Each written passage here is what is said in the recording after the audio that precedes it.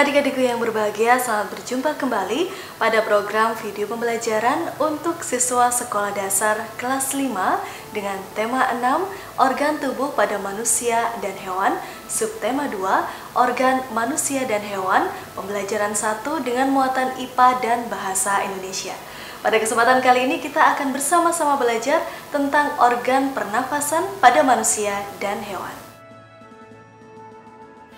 Setelah menyaksikan video pembelajaran kali ini, adik-adik diharapkan untuk mampu 1. Menjelaskan proses dan juga sistem pernafasan pada manusia. 2. Adik-adik mampu untuk menyebutkan organ-organ pernafasan pada manusia. 3. Adik-adik mampu untuk menyebutkan organ pernafasan pada ikan dan katak. Kemudian, adik-adik mampu untuk menjelaskan dan juga mengidentifikasi fungsi-fungsi organ pernafasan pada ikan dan juga katak. Adik-adik, setiap makhluk hidup seperti manusia dan hewan membutuhkan oksigen untuk hidup. Oksigen didapatkan dari udara melalui proses pernafasan. Tahukah kalian bagaimanakah proses pernafasan pada manusia dan hewan terjadi? Proses pernafasan merupakan proses untuk menghirup udara dan mengeluarkan karbon dioksida serta uap air. Dalam proses pernafasan, oksigen berperan sangat penting bagi makhluk hidup. Organ-organ pernafasan pada manusia dan hewan berfungsi untuk memasukkan udara yang mengandung oksigen dan mengeluarkan udara yang mengandung karbon dioksida dan uap air. Adik-adik, tujuan makhluk hidup bernafas adalah untuk memperoleh energi. Pada proses pernafasan terjadilah peristiwa pelepasan energi. Baiklah adik-adik, untuk lebih memahami tentang organ-organ pernafasan pada manusia dan hewan, marilah kita saksikan bersama program video pembelajaran tematik kita kali ini. Selamat menyaksikan.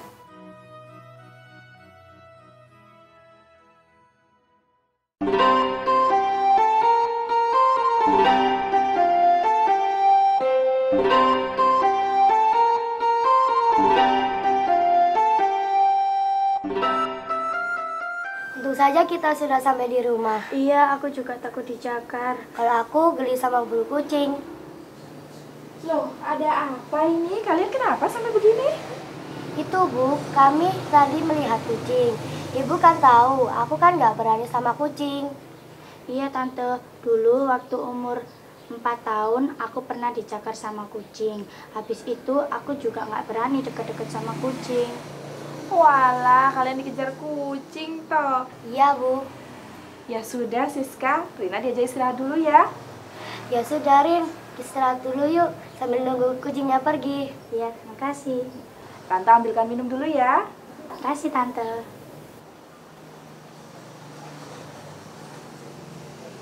Rin, tadi di sekolah Bu Umi menjelaskan tentang pernapasan pada manusia.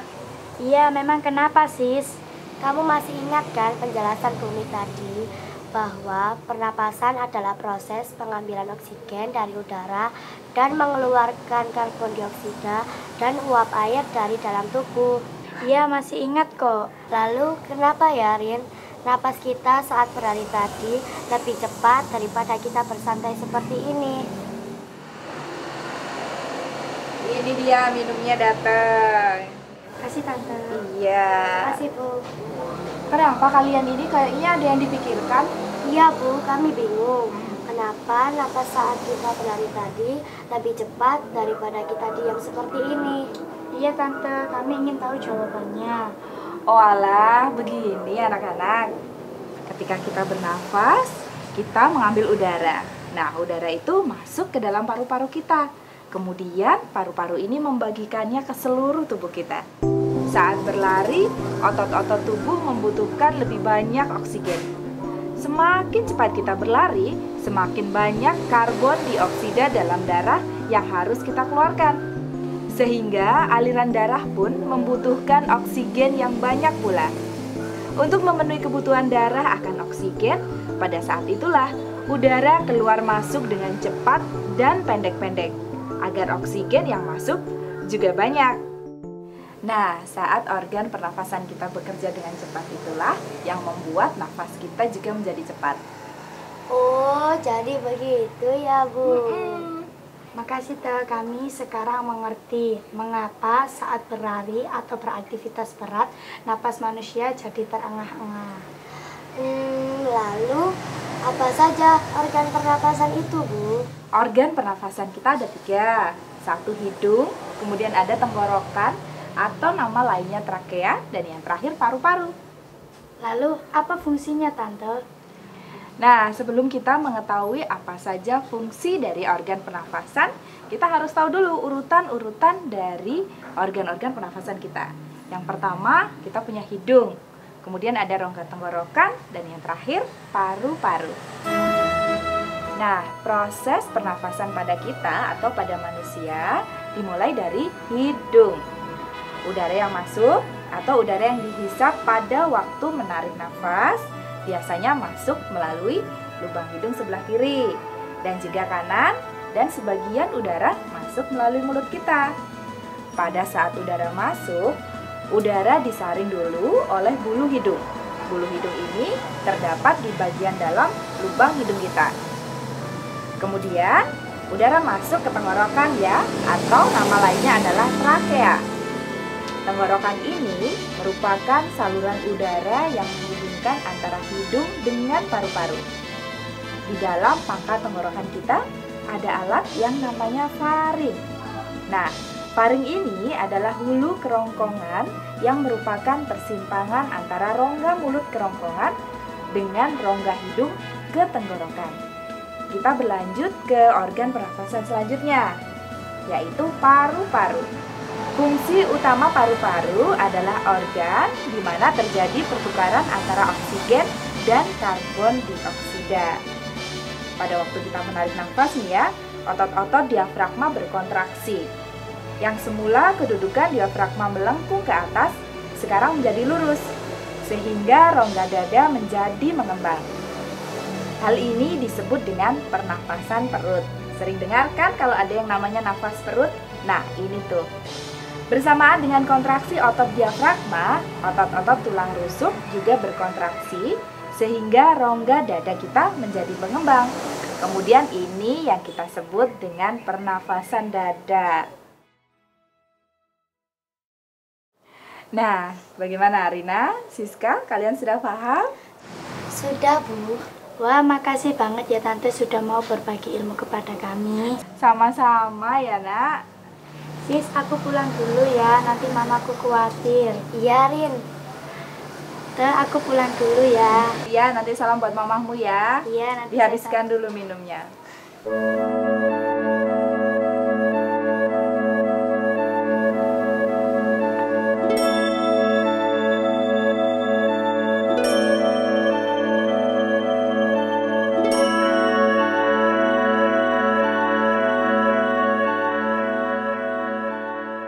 Kakak sedang menonton apa? Iya dek, ini kakak lagi lihat film kartun, judulnya Finding Nemo. Finding Nemo, Kak. Iya, Memangnya bagus ya, Kak, ceritanya? ceritanya bagus. Jadi Finding Nemo ini menceritakan tentang beberapa ekor ikan yang sedang mengitari laut. Mereka mencari anaknya yang bernama Nemo. Oh, Gitu deh. lucu ya, Kak, ikannya. Mirip ikan yang aku beli kemarin di dekat sekolah. Loh, kamu beli ikan? Beli? Oh, coba kakak lihat. Ya, sebentar. Ini, Kak, ikannya.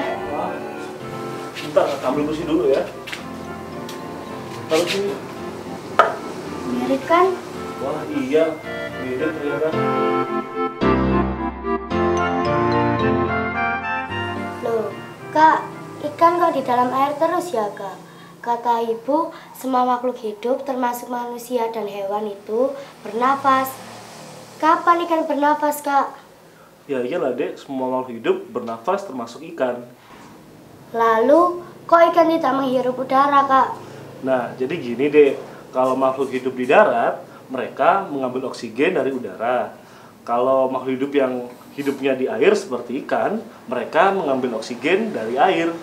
Oh, lalu kok ikan tidak tersedak kalau bernafas di air, Kak? Nah, ikan memiliki alat pernafasan sendiri yang berbeda dengan kita manusia. Mereka menggunakan alat yang disebut insang. Insang, Kak? Iya. Apa itu, Kak? Nah, sebentar, kakak punya videonya ini di tablet kakak. Sebentar kakak ambil ya.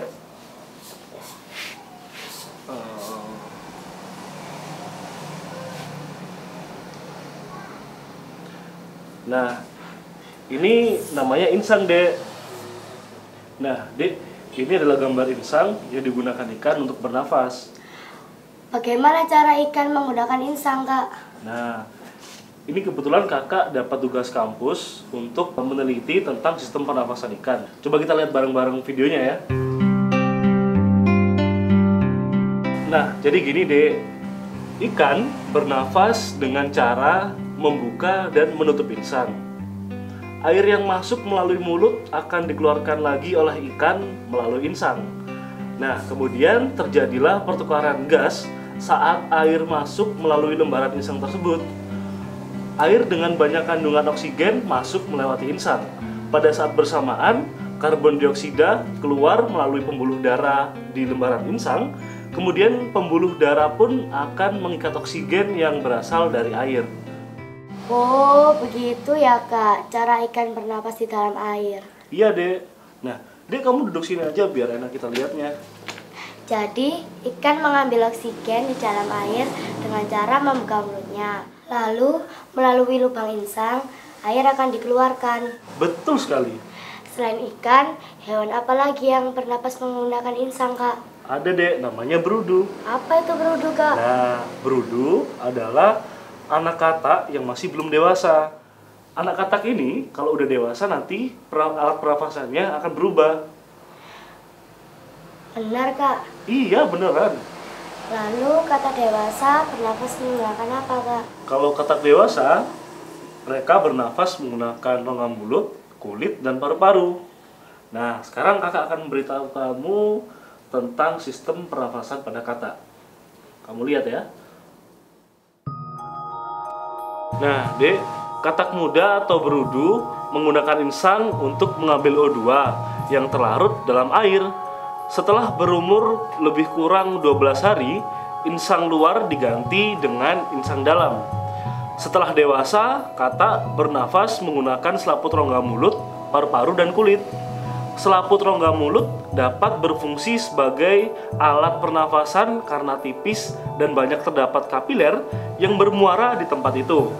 Pada saat terjadi gerakan rongga mulut dan faring, lubang hidung terbuka dan glotis tertutup, sehingga udara berada di rongga mulut dan berdifusi masuk melalui selaput rongga mulut yang tipis.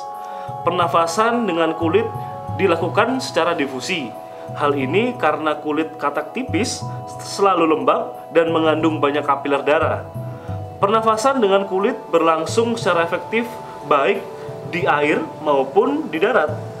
Oksigen atau O2 yang masuk lewat kulit akan diangkut melalui vena kulit paru-paru menuju ke jantung untuk diedarkan ke seluruh tubuh. Sebaliknya, karbon dioksida atau CO2 dari jaringan akan dibawa ke jantung. Dari jantung dipompa ke kulit dan paru-paru melalui arteri kulit paru-paru. Dengan demikian, pertukaran oksigen dan karbon dioksida terjadi di dalam kulit. Nah, kurang lebih seperti itu deh proses pernafasan katak. Wah, ternyata katak bisa juga bernapas menggunakan kulitnya ya, Kak? Nah, makanya deh kulit katak selalu lembab dan katak selalu hidup tidak jauh dari air. Iya, Kak, benar. Ternyata makhluk hidup itu beragam dan unik ya. Ya, itulah bukti dari kebesaran yang Maha Kuasa, Dek. Iya, manusia dan makhluk hidup yang lain pun mempunyai ciri khas masing-masing. Nah, kamu memang anak pintar, Dek. Siapa dulu dong kakaknya? Yaudah, Dek, kakak mau mandi dulu ya. Badan Iya, kakak Kak. udah lengket ini, belum mandi dari tadi dari kampus. Ya.